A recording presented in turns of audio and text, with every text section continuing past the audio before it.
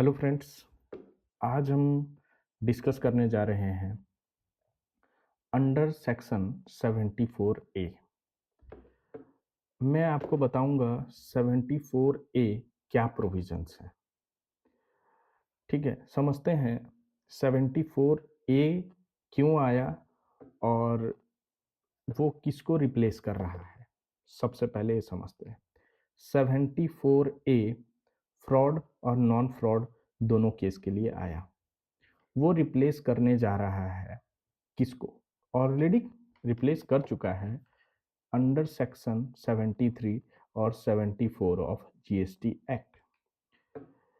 74 A applicable कब से? 74 A applicable from financial year 24 and 25। तो एक आइडिया आपको आ गया होगा कि ओल्ड प्रोविजन जो है 73 और 74, उनके नोटिसेस एंड ऑर्डर्स जो हैं वो relating to financial year 23-24 govern हो रहे हैं। बट फ्रॉम फाइनेंशियल ईयर 24-25 वो सारे के सारे गवर्न बाय 74 ए में होंगे। बेसिक जो आइडिया है उसके बारे में मैं आपको देता हूं। कुछ स्पेशल केस हम डिस्कस करते हैं। 74 ए कब लगता है? पहला, अनपेड टैक्स है, या दूसरा शॉर्ट टैक्स है, शॉर्ट पेमेंट ऑफ टैक्स है। थर्ड, रॉन्गली आईटीसी क्लेम्ड है या रॉन्गली आईटीसी अवेल्ड है। ठीक। और इनकरेक्ट रिफंड क्लेम्ड है। मैंने आपको कुछ चीजें बताई। पहले क्या बताई कि नॉट पेड टैक्स है या शॉर्ट पेड टैक्स है, आईटीसी अवेल्ड है रॉन्गली, या आईटीसी यूटिलाइज्ड है रॉन्गली। उसके बाद उन्होंने और क्या किया, इनकरेक्ट रिफंड क्लेम्ड है। तो ये केसेस इन्वोक होते हैं। इसको दो भाग में डिवाइड किया गया है। दो भाग में मतलब टू हेड्स बोल लो या कुछ भी बोल लो। टू हेड्स में जैसे डिस्कस करेंगे हम, एक फ्रॉड केस, एक नॉन फ्रॉड केस। ठीक है। और 74 ए के अंदर में फ्रॉड और नॉन फ्रॉड केस दोनों ही आ गया। ये आपको बेसिकली समझ में आ गया होगा। तो मैंने आपको डिस्कस किया कि 74 ए जो गवर्न हो रहा है वो एप्लीकेबल फ्रॉम फाइनेंशियल ईयर 24-25 है। अब हम थोड़ा सा और डिस्कस करते हैं। क्या डिस्कस करते हैं कि इनके जो नोटिसेस हैं और ऑर्डर्स हैं कैसे फाइनलाइज होंगे। ध्यान से सुनिए। इनके जो टाइम लिमिट्स हैं नोटिस के, वो हैं 42 months from the due date of annual return और इनकरेक्ट क्लेम ऑफ रिफंड है। तो वहां से 42 मंथ्स के अंदर, सॉरी 42 मंथ्स के अंदर नोटिस इशू करना है। और ऑर्डर कब फाइनलाइज करना है? ऑर्डर फाइनलाइज करना है 12 months from the date of notice. Extension दे सकते हैं 6 मंथ्स का, बट इसमें जॉइंट कमिश्नर या हायर अथॉरिटी का वो लगेगा, अप्रूवल चाहिए। और जिसको रीजन इन राइटिंग में लिखना पड़ेगा ऑफिसर को, मतलब हायर ऑफिसर को उनको लिखना पड़ेगा क्या रीजन है। तो मैंने आपको टाइम लिमिट्स भी बताई। पहला ध्यान में अब बात रखें, शॉर्ट में क्लिप्स में सुनिए।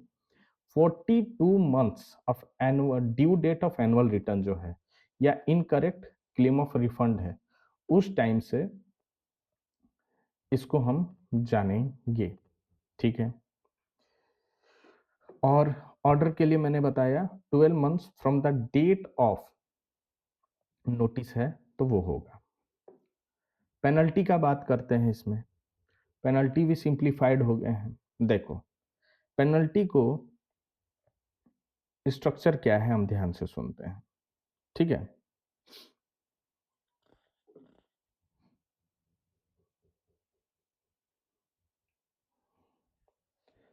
पेनल्टी में भी हम ये समझना चाहते हैं कि वो वॉलेंट्री आ रहे हैं या वॉलेंट्री नहीं आ रहे हैं। पहले हम बात करते हैं कि वो वॉलेंट्री खुद ही से आ रहे हैं, कैसे होगा। देखो पहले हम बात करते हैं नॉन फ्रॉड का केस का। क्या बात करते हैं? नॉन फ्रॉड केस में पहला सिचुएशन हम डील करते हैं, सो को जो नोटिस इशू ही नहीं हुआ है और जो टैक्स पेयर है वो tax plus interest 18% per annum पे करता है, तो उस केस में उसको पेनल्टी नहीं लगाया जाएगा। मैं फिर से एक बार रिपीट कर रहा हूं, ध्यान से सुनिए। क्या है? वॉलेंट्री केस है और नॉन फ्रॉड केस है। वो आदमी या टैक्स पेयर वो खुद से पहले आते हैं आगे, जिस टाइम में शो को जो नोटिस नहीं हुआ है इशू, वो टैक्स पे कर देते हैं प्लस इंटरेस्ट भी पे कर देते हैं, तो उनको पेनल्टी नहीं लगाया जाएगा। वो क्लियर हो गया केस। बट नोटिस आ गया है फिर भी पेनल्टी नहीं आएगा। कौन सा केस में? जब वो with in A 60 days of the notice वो टैक्स प्लस इंटरेस्ट दे देते हैं। क्लियर है ये बात? ठीक है। तो नॉन फ्रॉड केस में मैंने दो सिंप्लीफाई करके आपको चीजें बताएं। बिफोर शो को जो नोटिस है और वो टैक्स प्लस इंटरेस्ट देते हैं तो नो पेनल्टी। शो को जो नोटिस आ गया है बट वो क्या नहीं करते हैं, शो को जो नोटिस आ गया है, शो को जो नोटिस आ गया है but with in the 60 days from the show को जो नोटिस वो पेमेंट कर देंगे, तब भी पेनल्टी नहीं आएगा। ये क्लियर है? ठीक है। अब मान लो आफ्टर है, तो उस केस में 10% ऑफ टैक्स और 10,000 whichever is higher situation लगेगा। समझ में आया ये चीज? मैंने 3 सिचुएशन समझाए, पहले 2 को अच्छे से समझाया, अब थर्ड में क्या लाया, वो आफ्टर शो को जो नोटिस है, मतलब 60 days from the 60 days of issue of show cause notice है, तो उस केस में 10% ऑफ टैक्स और 10% ऑफ टैक्स और 10,000 विच एवर इज हायर के केस में पेनल्टी उनको लगेगा। क्लियर है? अब हम बात करते हैं फ्रॉड केसेस में। ठीक है, फ्रॉड केसेस में ध्यान से देखते हैं, समझते हैं। बिफोर शो को जो नोटिस है, क्या है? बिफोर शो को नोटिस है, तो उस केस में tax plus interest plus 15% penalty आएगा। पहला सिचुएशन, बिफोर शो को जो नोटिस है, तो उस केस में फ्रॉड के केस में बिफोर शो को जो नोटिस है तो tax plus interest plus 15% penalty आएगा। ठीक है, ये क्लियर हो गया। शोकोज नोटिस इशू हो गया है और शोकोज नोटिस इशू होने के बाद क्या कर रहे हैं हम कि with in the 60 days of show cause notice issue हो गया है जो, ठीक है, उस टाइम में हम देना चाह रहे हैं, तो उस केस में tax plus interest plus penalty levy होगी। Tax plus interest plus penalty levy होगी। कितनी परसेंट होगी? 25% पेनल्टी लेवी होगी। ये क्लियर है? ठीक है, अब और थोड़ा ध्यान से सुने।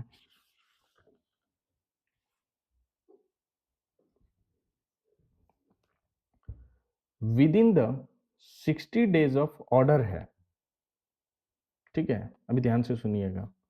With in the 60 days of order है, तो उस केस में आपको इंटरेस्ट नहीं tax plus interest plus penalty लगेगा 50% का। क्लियर है वो चीज? वो चीजें क्लियर हैं? ठीक है। और मान लीजिए आप after the 60 days of order payment देने के लिए रेडी हैं, तो उस केस में आपको tax plus interest plus 100% of penalty levy होगी। तो इसका क्रिप्स कंक्लूजन हमने क्या निकाला वो डिस्कस करते हैं। ठीक है, क्या डिस्कस करते हैं ध्यान से सुनिए। 74A के अंदर में अभी हम ये डिस्कस करने जा रहे हैं 74A के अंदर में पेनल्टी कैसे लेवी होगी, ये बात करते हैं। पहला हम ये डिस्कस करते हैं पेनल्टी के बारे में। पहला हम ये बात करते हैं कि नॉन फ्रॉड केस है। नॉन फ्रॉड केस है तो बिफोर शोकोज नोटिस है तो नो पेनल्टी, कहानी खत्म। पहला सिचुएशन खत्म। दूसरा सिचुएशन हम बात करते हैं कि दूसरा सिचुएशन हम ये कंसिडर करते हैं नॉन फ्रॉड केस में कि with in the 60 days of show cause notice है तो आपको फिर भी कोई पेनल्टी नहीं लगता है। ठीक है। और थर्ड कैटेगरी है आफ्टर 60 डेज है, ठीक है, हुआ तो उस केस में 10% ऑफ पेनल्टी और 10,000 विच एवर इज हायर लगेगा। ठीक है। अब फ्रॉड केस के बारे में बात करते हैं। फ्रॉड केस में हमने बात किया 4 सिचुएशंस। बिफोर शोकोज नोटिस है तो उस केस में इंटरेस्ट नहीं tax plus interest plus penalty लगता है 15%। विद इन द 60 डेज है, with in the 60 days of show cause notice है तो उस केस में आपको tax plus interest plus penalty लगता है 25%। अब सिचुएशंस थोड़े से और चेंज करते हैं हम कि with in the 60 days of order है तो उस केस में tax plus interest plus penalty लगता है 50%। और after after the 60 days of after the 60 days of order है तो उस केस में पेनल्टी लगता है tax plus interest plus 100% of tax लगेगा पेनल्टी। ठीक है। तो पेनल्टी जो लगता है वो टैक्स अमाउंट के ऊपर लगता है। क्लियर है? चलो, आपको ये भी समझ में आ गया। अब हम थोड़ा सा और अच्छे से कुछ समझते हैं। ठीक है, क्या समझते हैं हम? शॉर्ट पेमेंट किया और या मैंडेटरी पेनल्टीज क्या है। देखो, इवन आपने वॉलेंट्री पेमेंट ऑफ टैक्स किया, ठीक है, बट आपने एक्चुअल जो टैक्स पे करना था उससे कम किया तो उस केस में ऑफिसर चाहे तो आपको नोटिस इशू कर सकता है। ये क्लियर है? ठीक। और आपको 74A सब सेक्शन 11 का मैंडेटरी पेनल्टी भी इंपोज किया जाएगा जब आप सेल्फ डिक्लेयर टैक्स का पेमेंट विद इन 30 डेज नहीं करते हैं, जिसको हम 3B बोलते हैं। ठीक है, क्लियर है? प्रैक्टिकल चीज हम थोड़ा और डिस्कस करेंगे। क्या डिस्कस करेंगे आप ये समझो। जो भी टैक्स अमाउंट का डिस्प्यूट है या मैटर है वो 1000 अप टू 1000 है तो हमको नहीं ये आएगा नोटिस 74A का। ठीक है। अब ये 74A आने का क्या बेनिफिट है? सबसे पहला बेनिफिट ये है कि सेल्फ कॉम्प्लायंस है, फास्टर रिजोल्यूशन है, स्ट्रक्चर्ड पेनल्टी है। ठीक है, जिसके वजह से अर्ली रेक्टिफिकेशंस हो सकते हैं। और मैंने आपको पहले भी बताया था कि ये फाइनेंशियल ईयर 24-25 से लगेंगे, ठीक है? अब किसको-किसको बहुत ध्यान रखना है? टैक्स पेयर को रखना है, टैक्स पेयर के अकाउंटेंट्स को भी अपना ध्यान रखना है और उनके टैक्स कंसल्टेंट बोलो या चार्टर्ड अकाउंटेंट को बोलो, उनको बहुत ध्यान रखना है और ऑफिसर्स को ध्यान रखना है। क्या ध्यान रखना है? टैक्स पेयर्स को ध्यान रखना है कि टैक्स पेयर्स के जो अकाउंटेंट हैं या जो वो खुद ही मैनेजमेंट की तरह चेक कर रहे हैं हर चीज़, वो ठीक तरीक़ा से हो रहा है कि नहीं, अर्ली डिटेक्शन करके पहले चार्टर्ड अकाउंटेंट को बताएँ। या चार्टर्ड अकाउंटेंट खुद ही उनके प्रोफाइल तो वो चेक करते हैं, ऑडिट करते हैं, वहाँ से देखें कि इन्होंने कहीं रॉन्गली अवेलमेंट ऑफ आईटीसी नहीं कर लिया हो, रॉन्गली आईटीसी क्लेम नहीं किया हो, ठीक है, रिफंड नहीं लिया हो या शॉर्ट पेमेंट नहीं किया हो। तो ये है। ऑफिसर को क्या करना है, जो जीएसटी ऑफिसर्स हैं या प्रॉपर ऑफिसर्स हैं, ठीक है? उनको ये देखना है कि हमको अब 74 ए के अंदर किस तरीका के नोटिसेस इश्यू करने हैं, किस तरीका का ड्राफ्टिंग्स करना है चार्टर्ड अकाउंटेंट को, वो चेक करेंगे। क्लियर है?